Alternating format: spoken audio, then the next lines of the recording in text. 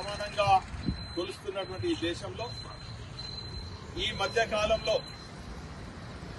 డాక్టర్లందరూ కూడా ఈ పవిత్ర వృత్తిని ఎంతో అంకిత భావంతో ఆపదలో ఉన్నటువంటి వారికి వైద్య సేవలు అందిస్తూ ప్రాణాలను కాపాడుతున్నటువంటి వైద్యులను అకారణంగా అక్రమంగా వారిపైన దాడులే కాకుండా మరి మహిళా డాక్టర్ల పైన అత్యాచారం చేయడం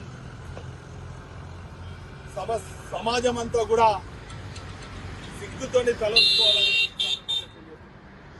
ఇంత సిగ్గుమాలిన చర్యకు పాల్పడ్డటువంటి వ్యక్తులను కఠినంగా శిక్షించాలి, దోషులను శిక్షించాలి. ఇటువంటి ఘటనలు తిరిగి మరొకసారి జరగకుండా కేంద్ర రాష్ట్ర ప్రభుత్వాలు చర్యలు తీసుకోవాలని కూడా ఈ సందర్భంగా తెలియజేసుకుంటున్నాం.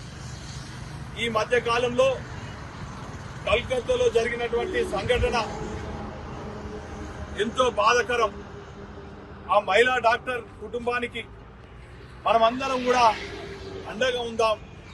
ఒక బాధ్యత పౌరులుగా ప్రజాప్రతినిధులము డాక్టర్లకు అండగా ఉండి వారు సేవ చేస్తున్నటువంటి నిస్వార్థంగా వైద్య సేవలు అందిస్తున్న వారికి అందరికీ కూడా అండగా ఉండమని కూడా సందర్భంగా తెలియజేసుకుంటూ మొన్న జరిగినట్టు దాన్ని హన్మకొండ బీఆర్ఎస్ పార్టీ తీవ్రంగా ఖండిస్తూ మరి ఈ రోజు ఐఎంఏ వారు ఇచ్చిన పిలుపు మరి మద్దతుగా మరి రాస్తారోకో కూడా నిర్వహించడం జరిగింది. వెంటనే దోషులను శిక్షించాలి.